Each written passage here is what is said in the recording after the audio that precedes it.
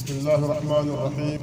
الصلاة والسلام على رسول الله صلى الله عليه وسلم وعلى آله وأصحابه ومن تبعهم بإحسان إلى يوم الدين. أما بعد، يقول الله تبارك وتعالى: يوم تجد كل نفس ما عملت من خير محضرا وما عملت من سوء تود لو أن بينها وبينه أمدا بعيدا ويحذركم الله نفسه والله رؤوف بالعباد. يوم تجد كل نفس ما عملت من خير محضرا. Kumbuka Muhammad, siku takayokuta kila nafsi kwa yale ambayo imetenda katika kheri nenye kuhudhurishwa, wama amilat min suu, na yale ambayo imefanya hiyo nafsi katika mabaya, muhdhara, pia nenye kuhudhurishwa mbele ya Allah. Tawaddu law anna bainaha wa bainahu amadan baida, na itatamani hiyo nafsi lau kwamba kati hiyo nafsi wa bainahu, na kati ya amali zake, amadan baida, pangelikuwepo na muda mrefu. Yuhadhirukum Allahu nafsa, na anawatahadharisheni Allah na kati yake. Wallahu raufun bil ibad, Allah ni mpole mno kwa waja wake. Aya hii inazungumzia kuhusiana na siku ya mwisho ambayo ni yaumul jazaa, na yale ambayo atakwenda kuyakuta nafsi kana na khairi na shari. Fa in kana khairan fa huwa khair, ikiwa ni khairi haliyofanya basi atapata alikuwa bora mbele ya Mola wake. Kana sharran fa shar, na ikiwa ni shari basi malipo yake atakuwa ni shari. Allah tuhifadhi nafsi zetu kutokana na shari. Yauma tajidu kullu nafsin ma amilat, kumbuka ewe Muhammad, siku itakapokuta kila nafsi kwa yale ambayo imefanya nafsi hiyo, min khairin, katika khairi, muhdhara, yenye kuhudhurishwa, manake yenye kuletwa, na itaambiwa nafsi hii ndiyo khairi yako, hii ndio amali yako ambayo umeifanya. Wama amilat min suu, na yale ambayo imefanya hiyo amali, imetenda katika mabaya, pia muhdhara, yenye kuhudhurishwa kutokana na amali yake, maana atakwenda kuyakuta. Tawaddu, itatamani hiyo nafsi, lau anna bainaha wa bainahu amadan baida, lau kwamba pangelikuwepo kati hiyo nafsi na kati ya amali zake, pangelikuwepo katikati yake na muda mrefu. Hapa hadi pangepita muda mrefu sana, halafu ndio ile nafsi ikutane na hiyo amali yake. Yani kana kwamba nafsi inahisi kukutana na amali yake ni kwa muda mfupi sana. Lao ingepata muda kidogo, kama ni mrefu, kuweza kufanya amali zilizokuwa za kheri. Napata sema laula akhartani ila ajalin qarib, si ungenichelewesha Rabbi kwa muda tu japo mdogo, fa asaddaq wa akum min as-salihin, nikatasaddaq. Sawa, manake inatamani nafsi, binadamu tamani. Wayuhadhirukum Allahu nafsahu, na anawatahadharisheni, manake anawatahadharisha nini? Allah na dhati yake. Wallahu raufun bil ibad, na Allah ni mpole mno kwa waja wake. Sheikh wangu anasema katika tafsiri yangu hapa, wa fi yaumil qiyamati yaumul jazaa, katika ile siku ya kiyama kuna siku ya malipo ambao watakulipa waja. Tajidu kullu nafsin ma amilat min khair, itakuta kila nafsi kwa yale ambayo imetenda hiyo nafsi katika khairi. Yantadhiruha, hiyo khairi hiyo inaisubiri hiyo nafsi na kuingojea. Muwaffaran, tena ni yenye kukamilishwa. Litujza bihi, ili pate kulipwa nafsi kutokana na khairi hiyo. Wama amilat min amalin sayyi, na yale ambayo imetenda hiyo nafsi katika matendo mabaya, tajidu, nafsi nayo itakwenda kuikuta matendo hayo, fi intidhariha, katika kule kungojewa kwake. Aidan vile vile Fatatamani, nafsi tatamani siku hiyo, lau anna bainaha wa baina hadha al-amal, lau kwamba pangelikuwepo kati ya hiyo nafsi na kati haya matendo tutakwenda kuyaona huko na kuyakuta zamana baida, pangelikuwepo na muda kidogo. Haya maana haya ndipo pale Allah tabaraka wa taala aliposema katika aya hii, tawaddu law anna bainaha wa bainahu amadan baida. Itatamani nafsi, tawaddu bimaana tamani nafsi, lau kwamba pangelikuwepo kati hiyo nafsi na kati ile amali yake pangelikuwepo na muda mrefu ila zamani. Sheikh anasema, natoa tambiha, anasema fasta'iddu li hadha al-yawm, yaandaeni wanadamu na siku hii, mfanye maandalizi, istidad,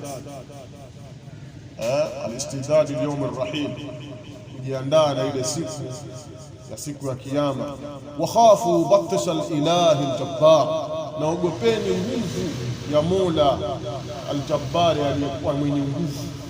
Wa ma'a shiddati iqabi, pamoja na ule ukali na ule ukubwa wa adhabu yake. Fa innahu subhanahu raufun bil ibad, yeye Allah tabarak wa taala ni mpole kwa waja wake. Qul, sema Muhammad, in kuntum tuhibbuna Allah, ikiwa nyinyi mnampenda Allah, fattabi'uni, basi nifuateni mimi, imana mfuate mtume sallallahu alaihi wasallam. Yuhibbukum Allah, atawapendeni nyinyi Allah. ويغفر لكم ذنوبكم، atawasameni nyinyi madhambi yenu. Wallahu raufur rahim, Allah ni mpole mno na ni mwenye huruma kwa waja wake. Hii ni khitabu inayotoka kwa Allah tabarak wa taala kuambiwa mtume, lakini al-ibratu bi umumi al-lafzi la bi khususi.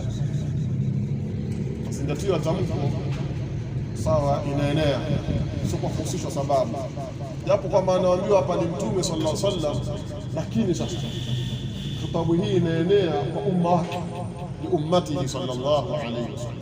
Tukiwa sisi tunampenda Allah, kwa tumfuate mtume Muhammad sallallahu alayhi wasallam. Qul, sema Muhammad, in kuntum tuhibbuna Allah, ikiwa nyinyi mnampenda Allah na mapenzi ya Allah, fattabi'uni, nifuateni mimi, manake tumfuate mtume sallallahu alayhi wasallam.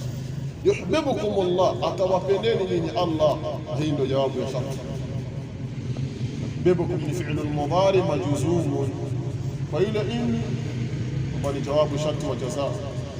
Wa yaghfir lakum dhunubakum, sasa na atawasameni nyinyi madhambi yenu, manake Allah tabarak wa taala anatufutia madhambi. Hii kuonyesha kwamba miongoni mwa sababu za kufutiwa mwanadamu madhambi ittiba'u rasul wal iqtida'u bihi, ni kumfuata mtume sallallahu alaihi wasallam na kuiga kwake mtume Allah, rehma na amani zake.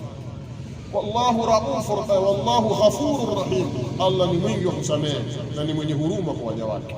Qul ya Muhammad, sema ewe Muhammad, in kuntum tuhibbuna Allah haqqan, ikiwa nyinyi mnampenda Allah kwa kweli kabisa, fattabi'un, nifuateni mimi, wa aminu bi, na niamini mimi, wanapotumwamini mtume, dhahiran wa batinan, nje ndani. Sio maanake tuamini kwa midomo tu kama vile wanavyoamini wanafiki, lakini katika ndani ya vifua vyetu na kanusha kwa yale anakuja nao mtume sallallahu alaihi wasallam na mafunzo yake. Huu utakuwa siku mpenda Allah tabaraka. Hii itakuwa ni katika alama za wanafiki. Kwa sawa, tunatakiwa yani dini zetu zinazotamka na yale yako ndani ya moyo wetu sawa sawa. Yuhibbukum Allah, atawapendeni nyinyi Allah. Wa yahfu dhunubakum, na Allah atafuta madhambi yenu. Fa innahu ghafurun li dhunubi ibadihi almu'minin, basi hakika yeye Allah ni mwingi wa kuyasamehe madhambi ya waja wake waumini. Rahimun bihim, na ni mwenye kuonea huruma.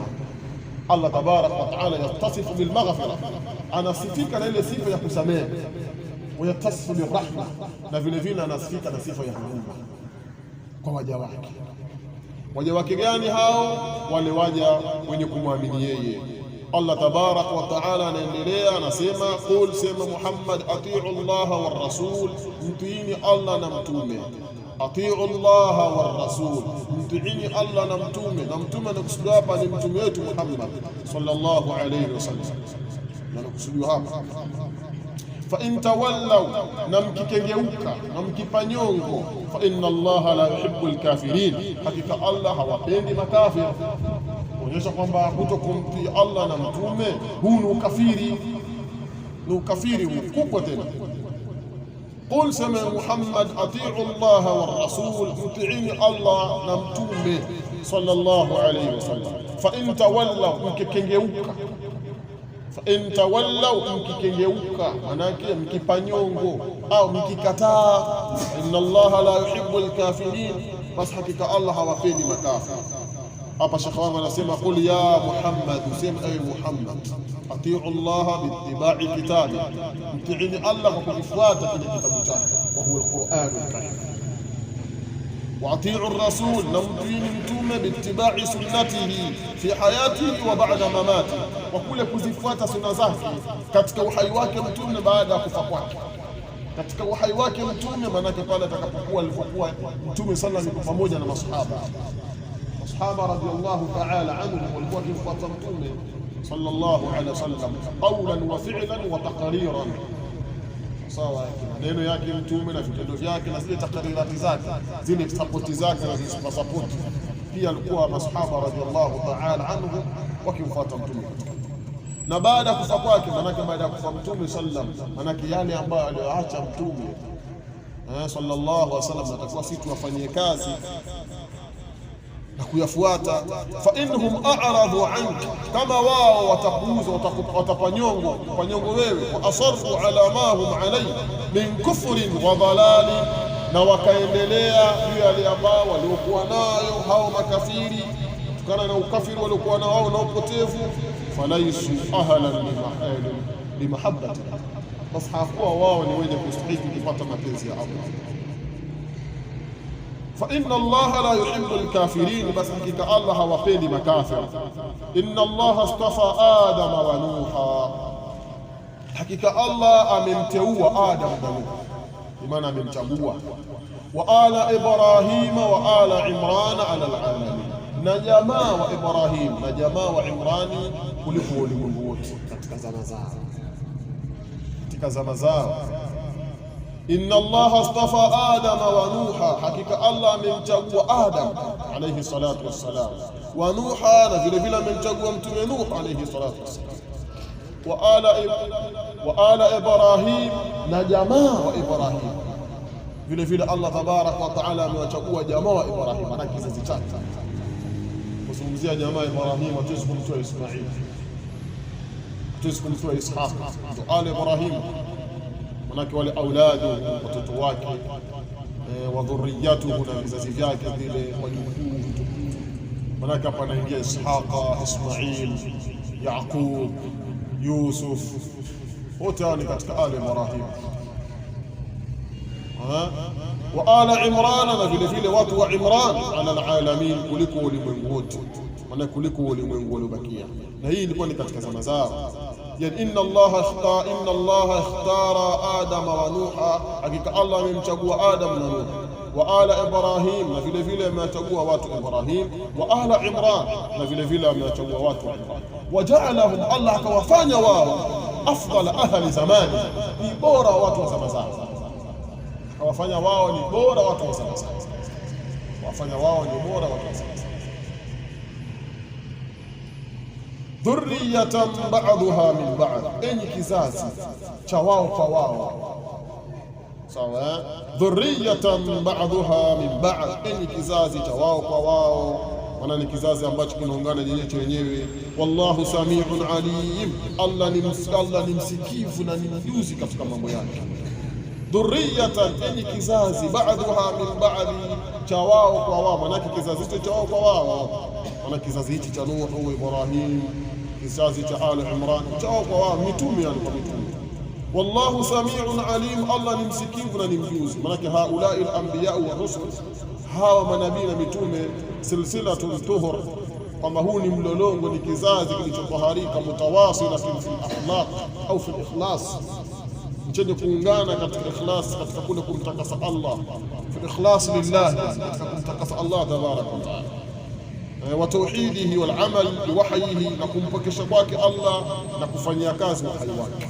Wallahu sami'un li aqwali ibadihi, Allah ni msikivu, ni mwenye kusikiza maneno ya waja wake. Alimun bi af'alihi, na ni mjuzi kwa vitendo vyao.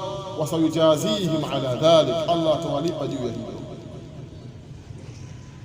Idh qalat imra'atu Imran, nakumbuka Muhammad zamani aliposema mke wa mzee Imran, rabbi inni nadartu laka ma fi batni muharrara, e bwana wangu, hakika mimi nimeweka nadhiri kwako, ma fi batni, kile ambacho kipo katika tumbo langu, muharraran, hali ya kuwa ni chenye kuacha huru kwa ajili ya kutumikia Baitul Maqdis. Fataqabbal minni, basi nikubalie mimi na nitakabalie mimi, innaka anta as-sami'ul alim, hakika wewe Allah, wewe ni msikivu na ni mjuzi. Na hii ni dua ambayo aliomba huyo mke wa Imran baada ya kuwa amepata ujauzito, na akaweka nadhiri kwa Mola wake kwamba hicho kilichokuwa ndani ya tumbo lake kama atakitoa salama salimini katika ulimwengu huu wa dunia, basi atakitoa kuwa kwamba ni chenye kutumikia nyumba yako tukufu ambayo anakusudia Baitul Maqdis huko wakati huo sababu kwa Palestina, ni kwamba yeye ni katika mtumishi wa Mola, mtumishi wa Allah tabaraka wa taala. Idh qalat imra'atu Imran, nakumbuka Muhammad zamani aliposema mke wa Imran, rabbi inni nadhartu lak, sawa, e bwana wangu, hakika mimi nimeweka nadhiri kwako, ma fi batni, kile ambacho kipo katika tumbo langu, muharraran, hali ya kuwa ni chenye kuachwa huru kwa ajili ya kutumikia nyumba yako Baitul Maqdis, kwa ajili ya kutumikia nyumba tukufu. Fataqabbal minni, basi nikubalia mimi hii nadhiri yangu, sababu nadhiri ni katika ibada za Allah tabaraka. Innaka anta as-sami'ul alim, hakika wewe Allah, wewe ni msikivu na ni mjuzi. Udhkuru ya Muhammad, kumbuka ewe Muhammad, ma kana min amri Maryama wa ummiha, sawa, yale ambayo yaliokuwepo katika jambo la Maryamu na mamake, wabniha Isa, na mtoto wake Isa alayhi salam, litarudda bidhalika, ili upate kuwa raddi kwa ajili ya hilo, ala man idda'u uluhiyyata Isa, sawa, juu ya wale ambao waliodai ule uungu wa Isa, au bidumuwatihi lillahi subhanahu wa ta'ala. Idh qalat imra'atu Imran, kumbuka zamani aliposema mke wa mzee Imran, na sura hii imewekwa jina la watu hawa alu Imran, watu wa Imran. Hina hamalat, zamani alipopata ujauzito, alipobeba mimba, alisemaje? Ya Rabbi, e bwana wangu, inni ja'altu laka, hakika mimi nimekijalia kwa ajili yako, ma fi batni, kile ambacho kipo katika tumbo langu, tumbo la mama Maryam, tumbo la mke wa mzee Imran, khalisatan lak, hali ya kuwa ni chenye kutakasika kwa ajili yako. Ndio maana muharraran, chenye kuachwa huru kwa ajili ya kutumikia nyumba yako, likhidmati Baitul Maqdis, kwa ajili ya kutumikia ile nyumba tukufu. Fataqabbal minni, basi nikubalie mimi, innaka anta wahdaka as-sami'u biduai, hakika wewe hali ya kuwa peke yako ndio msikivu wa kuweza kusikia maombi yangu haya, al-alim bi niyyati, na wewe ni mjuzi kwa nia yangu. Na hii ndio maana innaka anta as-sami', hakika wewe ni msikivu, maana wewe unasikia haya maombi yangu na yaomba. Al-alim, maana wewe ni mjuzi unaojua ndani ya yale yaliyokuwa katika moyo wangu. Hivi ndivyo walikuwa wakiomba wema waliopita. Hata Nabii Ibrahim alikuwa anajenga al-Kaaba, anasema rabbana taqabbal minna innaka antas samiul alim. Au sio? Ndio. Idh qalat imra'atu Imran, kumbuka zamani aliposema mke wa Imran, rabbi, e bwana wangu, inni nadhartu laka, hakika mimi nimeweka nadhiri kwa ajili yako, ma fi batni, kile ambacho kipo katika tumbo langu, muharraran, hali ya kuwa ni chenye kuachwa huru kwa ajili ya kutumikia nyumba yako tukufu. Fataqabbal minni, basi nikubalie mimi, nitakabalie mimi dua yangu, innaka, hakika wewe Allah, anta as-sami'u, wewe ni msikivu wa maombi yangu, al-alim, ni mjuzi kwa yale makusudio yangu.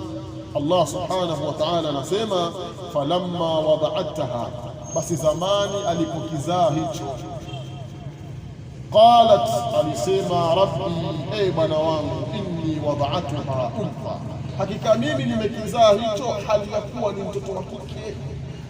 Wallahu a'lam bima wada'at, na Allah anajua zaidi kwa kile alichokizaa. Walaysa dhakaru kal-untha, na wala hakuwa mtoto wa kiume. Walaysa dhakaru, na wala hakuwa mtoto wa kiume kal-untha, ni kama mtoto wa kike.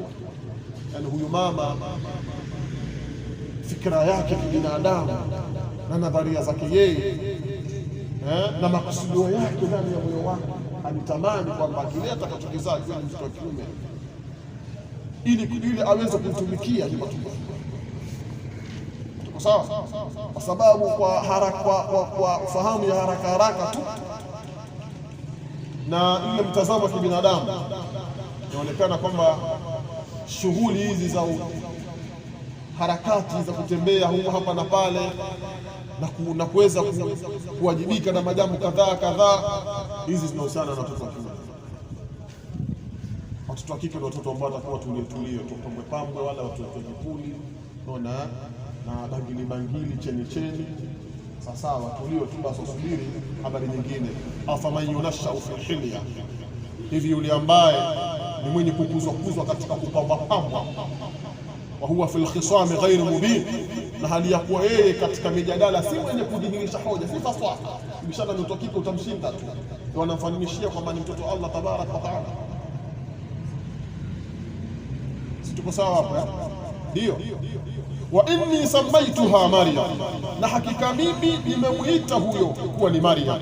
Na maana ya Maryam manake ni khadimatu rahman, ni mtumishi wa Mola, mtumishi wa Allah mwingi wa rehema.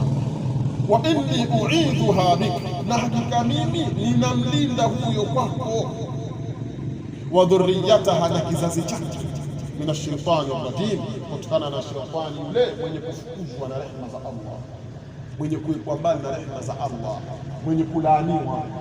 Ndio ar-rajim, maana al-matrud ar-rahmatillah subhana, ambaye ni mwenye kufukuzwa na kuwekwa mbali na rehema za Allah tabaraka.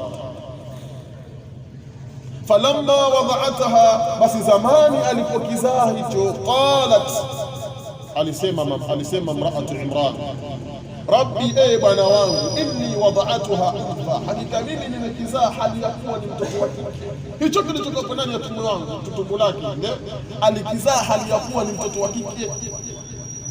Wallahu a'lamu bima wada'at, na Allah ni mjuzi zaidi kwa kile alichokizaa. Allah mwenyewe anajua kwamba ni zamani, kina amempa habari, lakini Allah anajua. Walaysa dhakaru kal untha, na wala hakuwa mtoto wa kiume ni kama mtoto wa kike. Sawa? Ndio. Au msemaji au kuna ubishi pia hilo, kwa sababu hamgei kushika mabango akasema taka haki za watu wote, watu wa sawa level moja.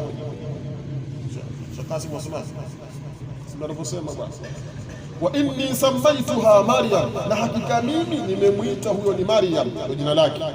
Wa inni u'idhuha bik, na hakika mimi ninamlinda huyo kwako, manake ninamlinda kwako, nataka hifadha kwa, manake mimi ninataka hifadha kwa mtoto kwako wewe. Wa dhurriyataha, na kizazi chake, minash shaitani rajim, kutokana na shetani mwenye kulaaniwa. Sheikh wangu hapa anasema falamma tamma hamluha, zamani ilipotimia ile mimba yake. Mimba inatimia kiwango cha kwanza, kiwango cha chini aqallu ikifikia miezi 6 mtoto anaweza kuzaliwa. Sasa maana miezi 6 kwenda mbele, sawa, na anakwenda mpaka miezi 9 aghalabia, ndio mara nyingi mtoto anazaliwa miezi 9, lakini anaweza kufika mpaka miaka 2. Sheria imeweka, japo hivi sasa kutokana na akili ni mbovu, mtu akifika miezi 12, miezi 10, basi abakishwa. Sawa, ni akili mbovu, maneno mengi shtungu nzima. Umeona kwa tatizo fulani la kisayansi fanya nini, tutama neno kibaramaki tusopona maana. Mimi ikifika hapa daktari madhara yako ndio wewe tatizo tu saizi hapa.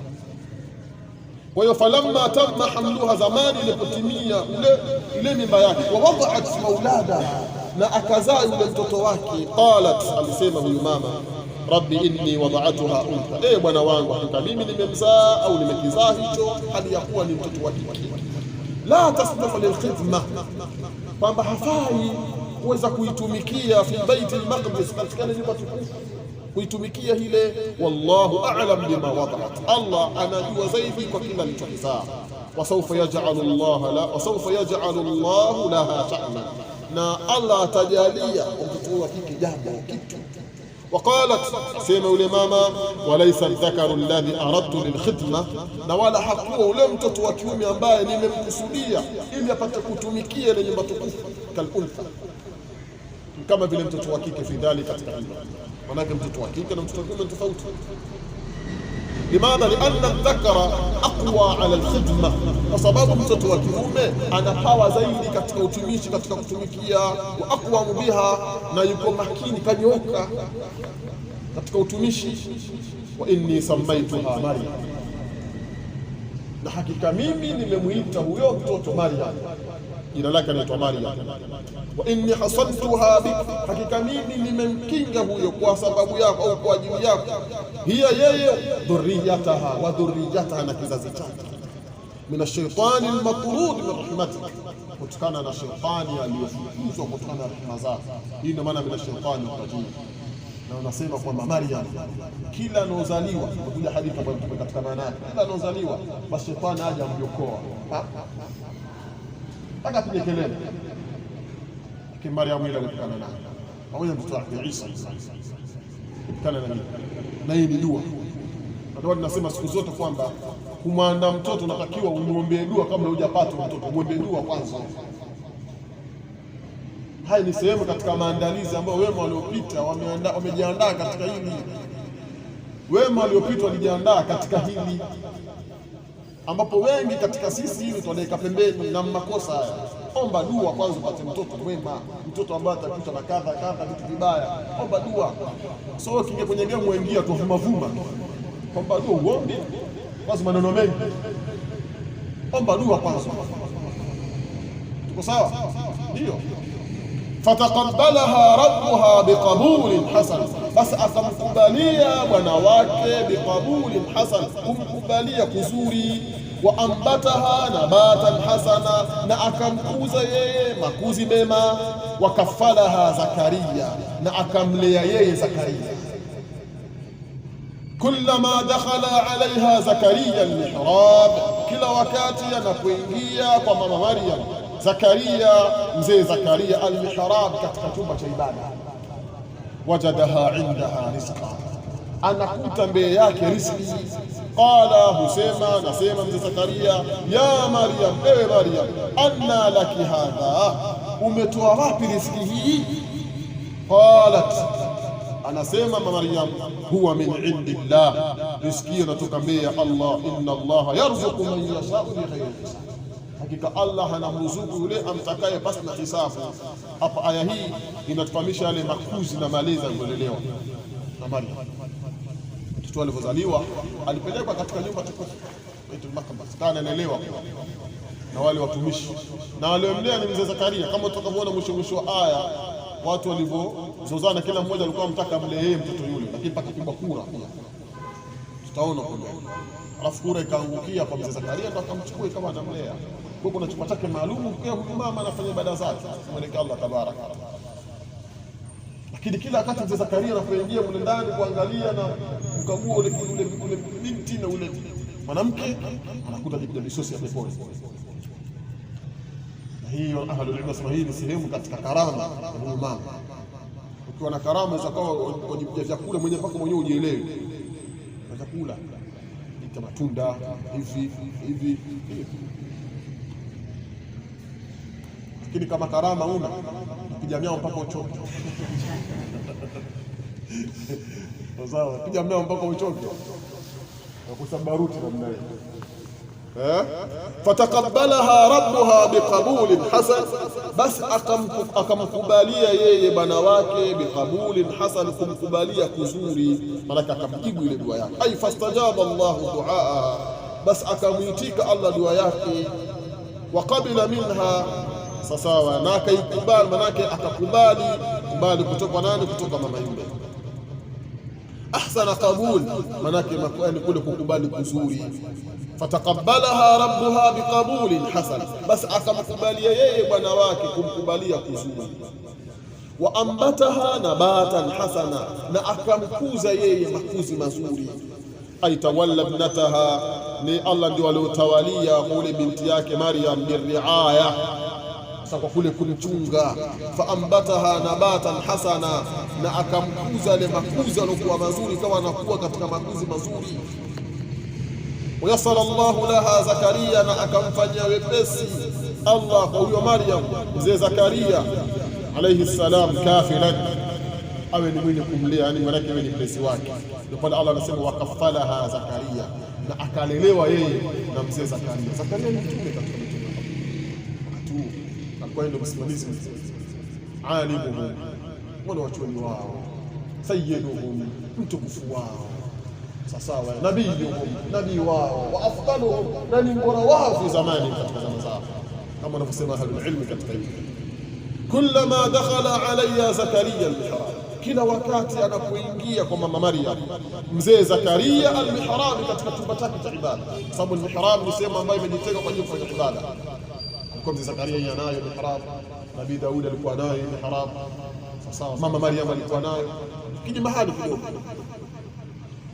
Idhin tabadat alaiha makana sharqiyya, sio wakati alipojitenga katika sehemu ya upande wa mashariki, alikuwa akifanya ibada zake.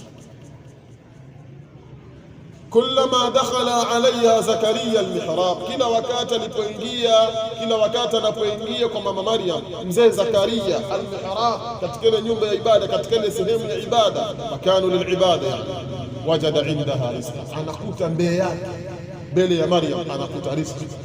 Riziki manake ni chakula na matunda yale anakuta.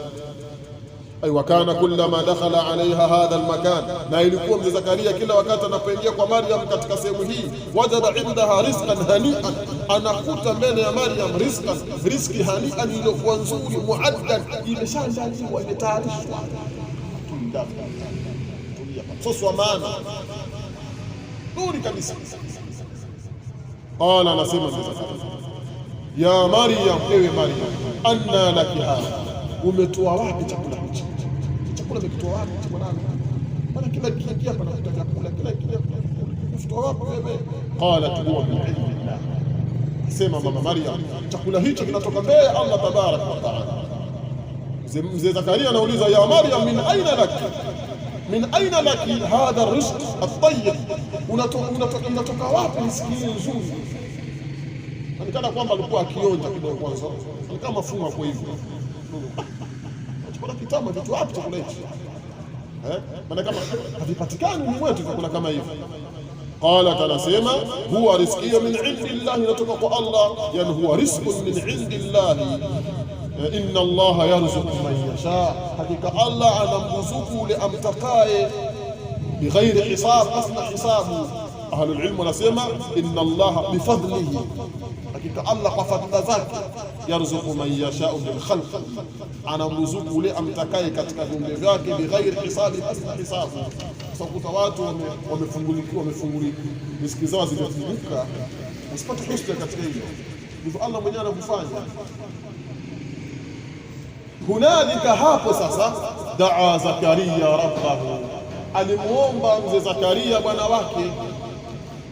Sasa hapo sasa ndio alipoona sasa Zakaria naye akawa anatamani mtoto sasa, sababu anamlea mtoto, akaona kwa ile raha ya mtoto na nini, naye akaomba.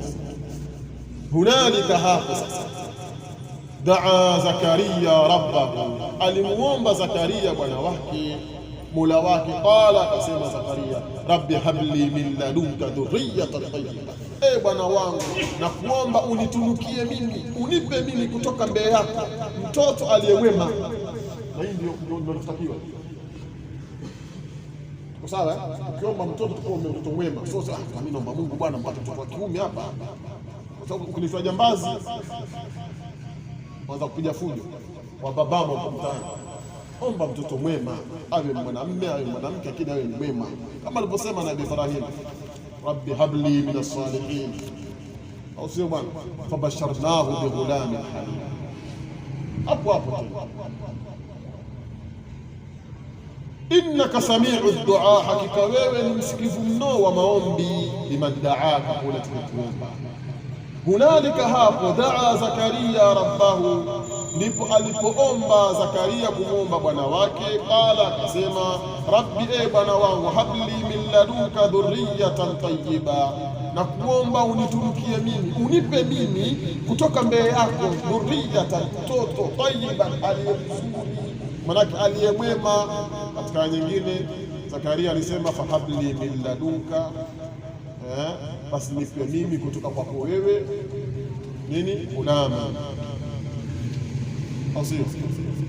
Zakia, innaka, hakika wewe, samiu dua, ni msikivu wa maombi. Indama raa Zakaria, shekhi wangu anasema pa zamani alipoona Zakaria, ma akrama Allahu bihi Maryam, vile ambavyo alivyomkirimu Allah kwa Maryam, min rizqihi, kutokana na riziki yake, wa fadlihi, na fadhila zake. Yani maanake wakati alikuwa anamlea na Maryam, basi mzee Zakaria kuna riziki nyingi kana zapata kupitia Maryam. Na hii inawezekana, si jambo la maajabu. Ikawa unaishi na mtu, ikawa kumbe ule mtu kule kupata riziki kwako wewe ni kwa sababu yake yeye. Ipo hiyo. Yaweza kawa ni mtoto, kawa kumbe ule mtoto riziki yake kubwa zaidi kuliko wewe mwanyanja. Sawa sawa, mwanyanja kuna lolote. Lakini kawa riziki kubwa inatoka kwa wewe. Hii ipo. Kuna kijana mmoja alikuwa kwa Mtume sallallahu alaihi wasallam, lalamika, ya Rasulullah, ndugu yangu bwana, kila siku bwana kazi yake kusoma tu, aje huko kwako anasoma. Mimi nahangaika, kuna tabu, nahangaika ya tafuta chochote. Kila siku na vitabu tu, mikara yake ya pale ya soma. Mtume akamwambia, la'alla qatulu za kudiri, huenda wewe kwa unarushwa kwa sababu hiyo. Hizo riziki zako unazozipata kwa sababu hiyo. Wewe ndio sana usitatize sasa. Sawa? Tawajjah ila rabbihi qailan, akaelekea Zakaria kwa bwana wake hali ya kuwa ni mwenye kusema, ya rabbi, e bwana wangu, a'tini min indika waladan salihan mubarakan, nipe mimi, na kuomba unipe mimi kutoka mbele yako mtoto mwema mwenye kubarikiwa. Innaka samiu dua, hakika wewe ni msikivu wa maombi. Liman daaka, kwa wale mwenye kukuomba wewe. Fanadatuhu almalaika, basi wakamwita yeye malaika. بعد أهل العلم نسمى ملائكة فنعام أريد به الخصوص، يقصد به جبريل. بعد أهل العلم نسمى فنادته الملائكة، بس وتموتيه ملائكة، وهو قائم يصلي في المحراب. نهل يقوى هو زكريا قائم من الاسمام يصلي في المحراب. أنا صالي كتك المحراب، محراب ياكل ما لم تنمون المحراب، نونا يكون المحراب سيهم يا عباد، مكان للعباد. Semaje? Anna Allah yubashiruka biyahya, kwamba Allah anakubashiria, anakupa habari njema kumpata mtoto anaitwa Yahya, musaddiqan bi kalimatin min Allah, hali yakuwa ni mwenye kusadikisha kwa neno litokalo kwa Allah, wa sayyidan, na ni bwana, wa hasura, na ni mtawa, manake mwenye kujichunga na mwenye kujihifadhi na wanawake, wa nabiyyan, na vile vile ni nabii, min salihin, tena katika waja wema. Sifa zake. Katika nyingine anasemaje? Ya Zakaria, inna nubashiruka bi ghulamin ismuhu Yahya. Anamwita aswa, ya Zakaria, ewe Zakaria, inna nubashiruka, hakika sisi tunakupa habari njema, bi ghulamin ismuhu Yahya, kwa mtoto tena anaitwa Yahya. Yani Allah tabaraka wa taala alipolitoka akampa jina kabisa, kama mtoto huyu alafu jina lake atakutumia, tunatafuta jina lako wewe, jina ile ambalo wala naj'al min qablu samia, sio? Aiwa, na wala hatujajalia kabla yake Zakaria. Min qablu huwa min qabli Yahya, kabla yake Yahya samia, hatukumjalia somo ani mwenye kufanana naye. Sawa, yani kabla yake hakuna mtu alikuwa akiitwa Yahya. Kwa sawa, ndio ndio maana nasema samaituhu Yahya. Mmemwita yeye Yahya ili atakuwa hai, asiusudiwe.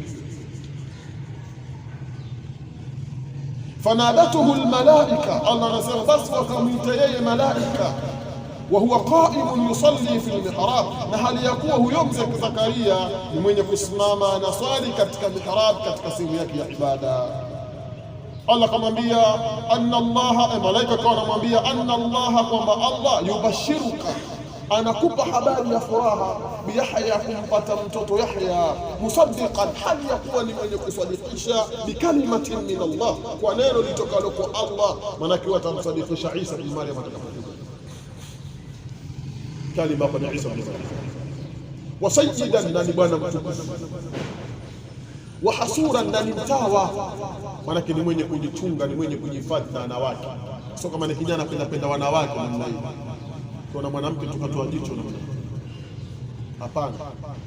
Wa nabiyyan min as-salihin, na ni nabii katika wale wa imani. Ay fanadatuhu al-malaikatu, basi wakamuita yeye malaika,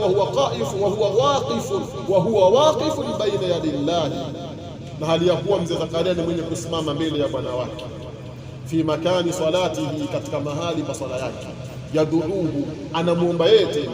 Ghafla kaja bishara kutoka malaika, anna Allah yukhbiruka bi khabarin yasurruka, kwamba Allah anakuelezea wewe habari za kufurahisha, wa huwa annak, na habari hiyo kwamba wewe saturzaku biwaladi, utaruzuku wewe mtoto, ismuhu Yahya, sawa, mtoto ambaye jina lake ni Yahya, yusaddiqu bikalimatin min Allah, Yahya ambaye atakayesadikisha, atakayekuja kulisadikisha neno litokalo kwa Allah. Ndio ile maana musaddiqan bikalimatin, hali ya kuwa ni mwenye kusadikisha neno min Allah, litokalo kwa Allah. Neno litokalo kwa Allah lipi hilo? Wa huwa Isa ibn Maryam, ndio Isa ibn Maryam, anakiwa anakuja kusadikisha Isa ibn Maryam, kalimatullah, neno la Allah, wa ruhu, sawa. Wayakunu Yahya sayyidan fi qawmi, na atakuwa Yahya ni bwana mtukufu kwa jamaa zake, sawa. Lahu almakanatu walmanzila, ana yeye nafasi na daraja alaliya iliyokubwa, wa hasuran, na ni mtawa, bimaana kwamba ni mwenye kujichunga na kujihifadhi na wanawake. La yati adh-dhunub wash-shahawat ad-dara, si mwenye kufanya madhambi wale matamanio yenye kudhuru. Wayakuna nabiyyan min as-salihin, na atakuwa ni nabii katika wale wema, alladhina balaghu fi salahi, ambaye atakufikia katika wema.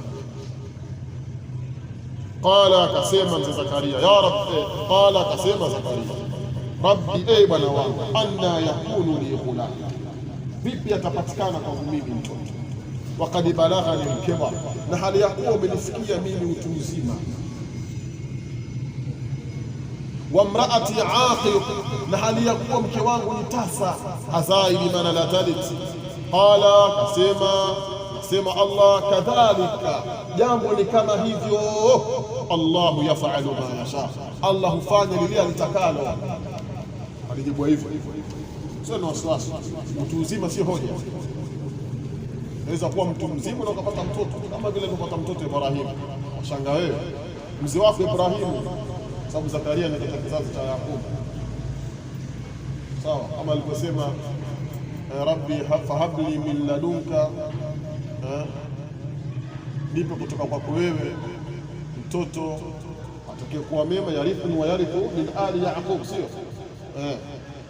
atakayerithi mimi na atakayerithi watu wa Yaqub, sababu Zakaria ni katika kizazi cha Yakobo. Sasa Yaqub mtoto wa nani? Si mtoto wa Ishaq ni mtoto wa nani? Sio wazi, ni mtoto wa Ibrahim. Qala, akasema Zakaria, rabbi, bwana wangu, anna yakunu li ghulam, vipi atapatikana kwa mimi mtoto, waqad balaghani al-kibar, na hakika umenifikia, na hali ya kuwa hakika umenifikia mimi utu uzima, wa mraati aqib, na hali ya kuwa mke wangu ni tasa, maana la talit sai. Qala Zakaria farahan mutaajiba, alisema Zakaria hali ya kuwa ni mwenye furaha tena mwenye kustaajabu, rabbi anna yakunu li ghulam, bwana wangu, vipi atapatikana kwangu mimi mtoto, maa anna shaykhukhata, kwamba pamoja kwamba utu uzima wangu, qad balaghani au qad balaghat minni mablaghaha, umefikia kwangu mimi mahali pake, ukomo wake, ukomo ule.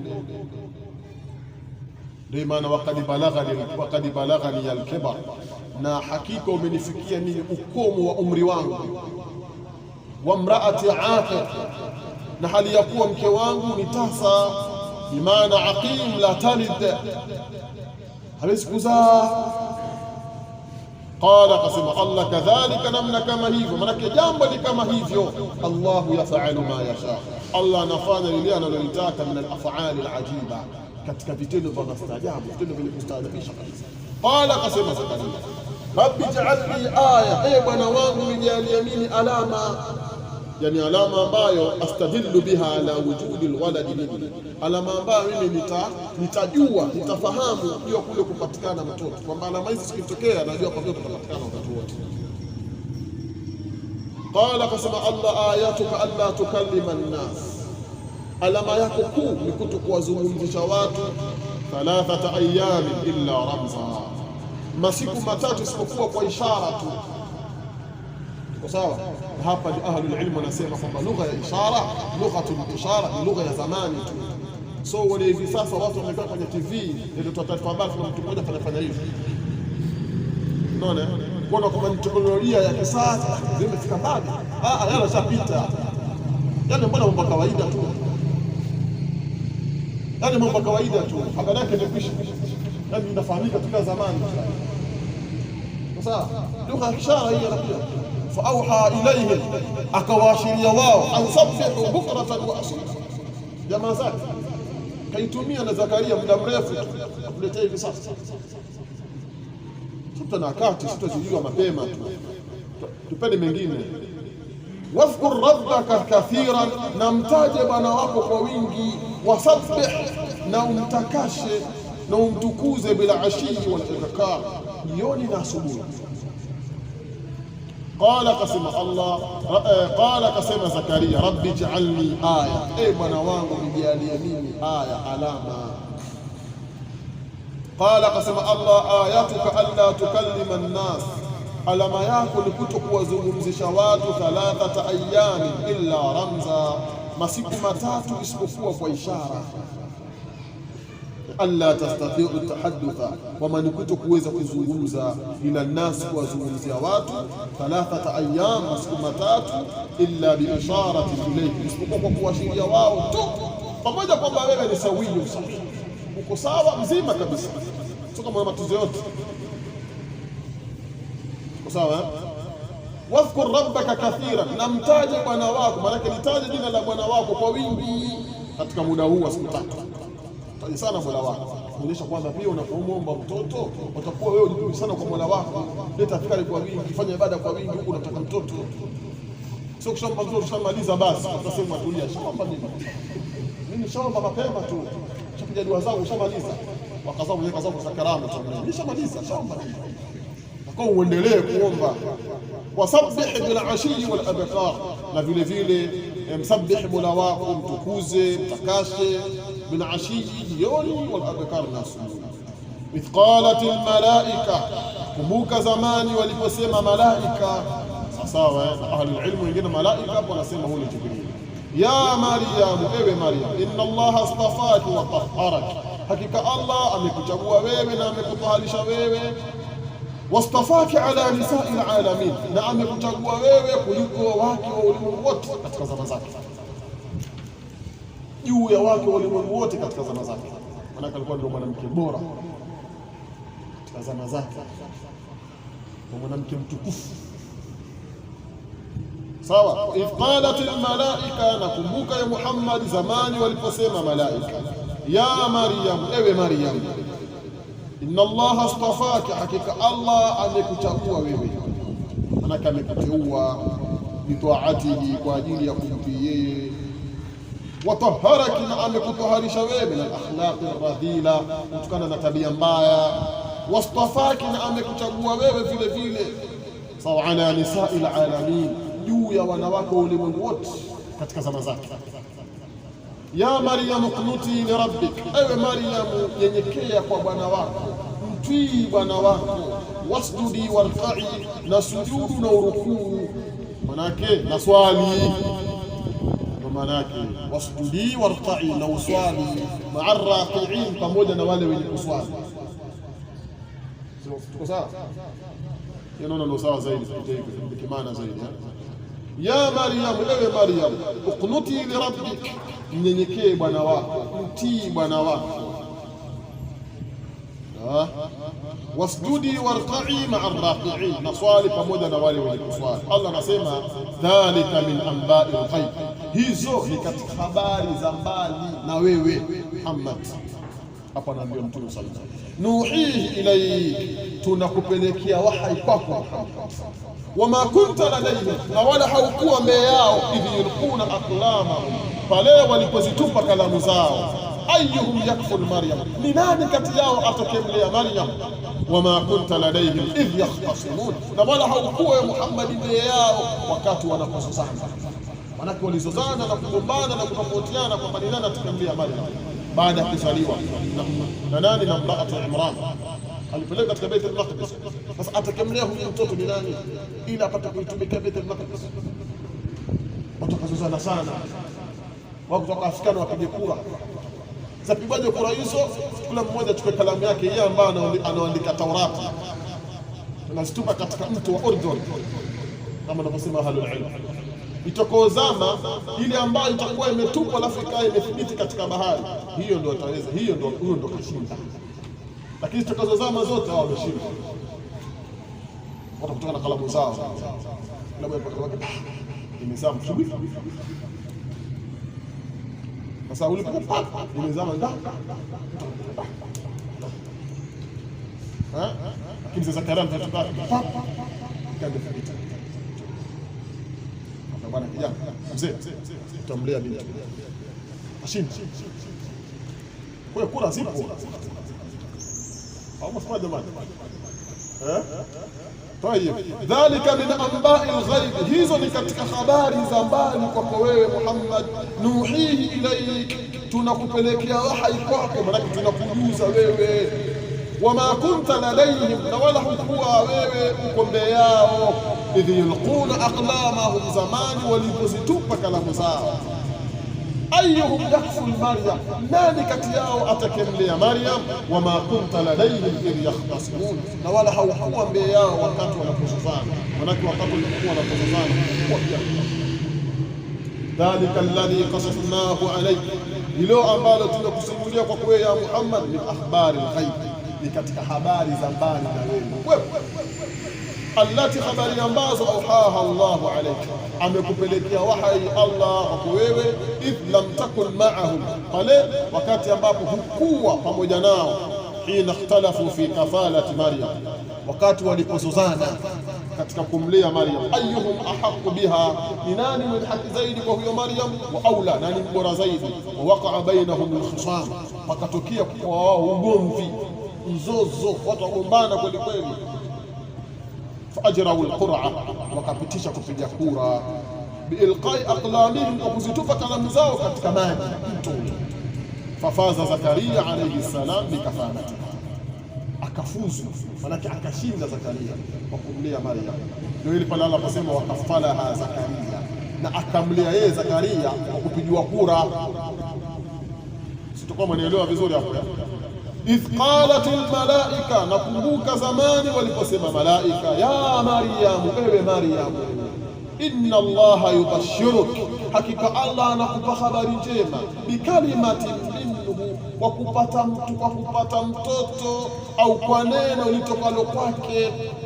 Bikalimatin minhu, kwa neno litokalo kwake, kutoka kwa Allah, yani ismuhu al-Masih Isa ibn Maryam, jina lake ni Masih Isa ibn Maryam, na Masih ni laqab sawa, lakini hii laqab ilikuwa ni ashhar, ilikuwa ni mashuhuri zaidi kuliko jina lake. Na hapa ndio watu wa lugha wanakuambia inajuzu kutangulizwa laqab kuliko jina lake, ikiwa laqab ni ashhar, ikiwa laqab ni mashuhuri, kwa sababu Isa katika jina ani mashuhuri wake ni kuitwa Masih kuliko kuitwa Isa. Isa ni jina, laqab ni Masih. Wajihan fi dunya, hali yakuwa ni mwenye cheo katika hii dunia. Wal akhirah, na huko akhira. Wa min al muqarrabin, na ni katika wale wenye kukurudishwa kwa Allah tabaraka. Idh qalat al malaika, nakumbuka zamani waliposema malaika, ya Maryam, ewe Maryam, inna Allaha yubashshiruk, hakika Allah anakupa habari njema, bikalimati minhu, kwa neno litokalo kwake. Hapa maana yake anakuwa bishara kupata mtoto vile vile. Ismuhu, jina lake, Almasihu Isa ibn Maryam, ni Masihi Isa mwana wa Maryam, wajihan fi dunya wal akhirah, hali ya kuwa ni mwenye cheo, ni mwenye nafasi hapa duniani na kesho akhira, wa minal muqarrabin, na ni katika wale wenye kukurubishwa kwa Allah tabaraka wa taala. Subhanakallahumma bihamdika, nashhadu an la ilaha illa anta wa nastaghfiruka wa natubu ilayk.